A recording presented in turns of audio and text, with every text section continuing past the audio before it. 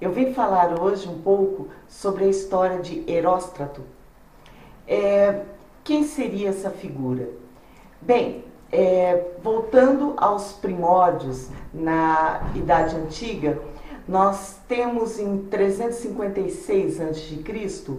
uma das 7 maravilhas do mundo, que era o Templo de Ártemis, em Éfeso. Esse templo foi criminosamente incendiado e o culpado, depois de preso, confessou que cometeu esse crime hediondo simplesmente porque queria se tornar imortal. Em seu pensamento, já que ele não poderia construir algo tão belo quanto o templo de Ártemis, então ele preferiu destruí-lo e ser lembrado como aquele que destruiu o que se tinha de mais belo na região. Na ocasião, a região tinha sido tomada pelo rei Dário, que pediu aos seus mensageiros que avisassem todos os moradores que nunca mais citassem o nome de Eróstrato, porém o seu nome acabou sobrevivendo, principalmente porque o historiador Teopompo, seguindo o caráter científico da história de registrar acontecimentos, registrou o nome de Eróstrato como aquele que destruiu um dos templos mais belos do mundo. Então, a primeira menção acontece no ano de 356 a.C. Mas por quê? Algumas pessoas, elas tenderiam a destruir algo no intuito de se imortalizarem após um ato tão abominável assim. Vamos tentar compreender por quê. A psicanálise, assim como a psicologia, eles estudam a personalidade do Eróstrato da seguinte forma: como um ser que tem necessidade de ser superior aos demais, como um ser extremamente vaidoso e que tem ânsia pela imortalidade de seu nome. Ele quer ser lembrado.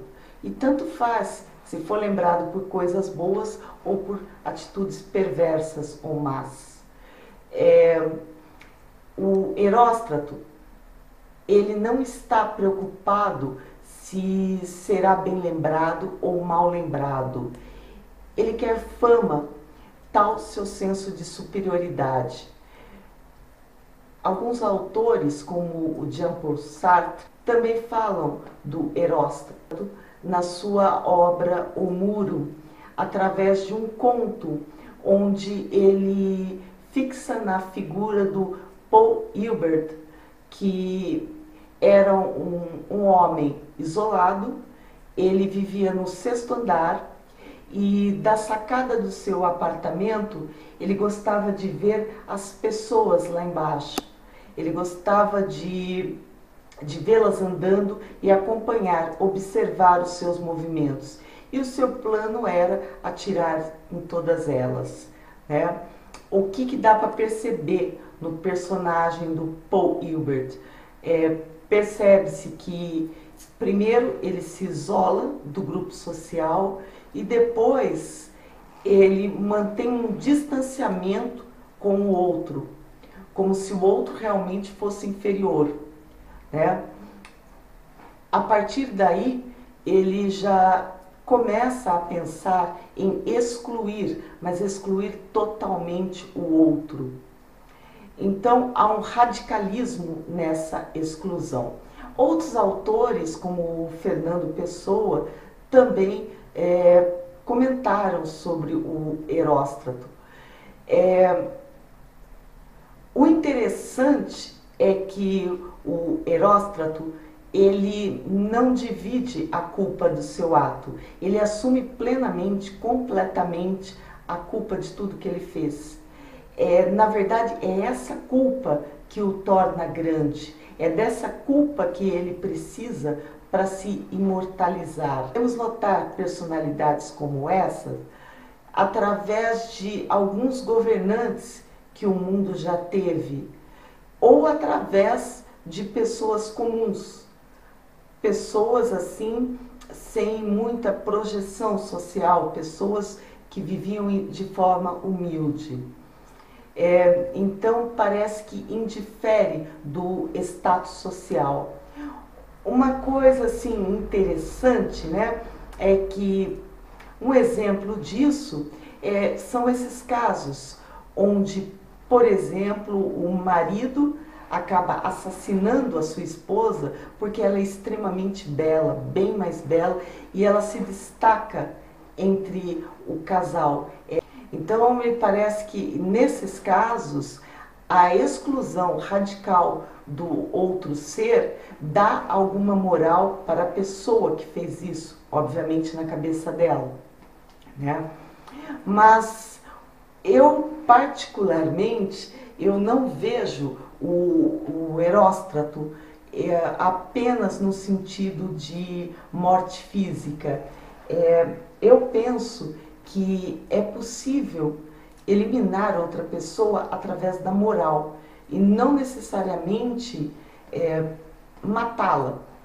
Um exemplo disso: se você inventa uma mentira de uma pessoa, se você inventa uma mentira de uma pessoa em massa, através dos meios de comunicação, exemplo de um candidato à presidência da República, você provavelmente vai matar essa pessoa moralmente, vai incendiar o templo de sua moral. E por que a outra pessoa fez isso, fez um ato abominável desses?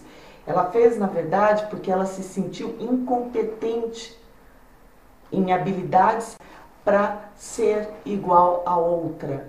Ela se julgava menor e queria ser superior. E a única forma dela se sentir superior era destruindo a moral alheia. E veja que a morte moral, ela chega a ser pior do que a morte física, porque nesse tipo de morte a outra pessoa está viva, mas ela está sendo torturada a todo instante.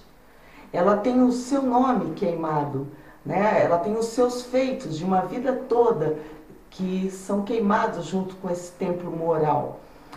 Em compensação, a outra pessoa que produziu esse efeito, provavelmente ela pense que ela vai encontrar benefícios através disso. Ela vai encontrar fama, ela vai encontrar notoriedade. Então, a figura do Heróstrato, ele não vejo assim exatamente como o ser que busca a superioridade, que quer a imortalidade, que está no auge da vaidade e que destrói fisicamente algo. Claro que existem muitos, mas também é aquele ser que tenta atingir o outro moralmente, de uma forma assim que seja irreversível e que a partir daí o nome dele se destaque, né? Como eu comentei, o Heróstrato, ele não divide culpa, ele assume a culpa, ele precisa dela porque ele quer se tornar imortal junto com ela. Ele não liga também se ele mesmo morrer nisso. Por quê? Porque talvez a morte física até dele seja a condição para a sua imortalidade. Ele prevê sempre algo muito grande, né? E eu penso assim que ele tem uma distorção em enxergar o grande como realmente é. Bom, por hoje é só. Gostaria que vocês pesquisassem mais sobre o assunto e fica a dica para que vocês entrem em contato com a obra O Muro, do Jean-Paul Sartre. Obrigada, boa noite.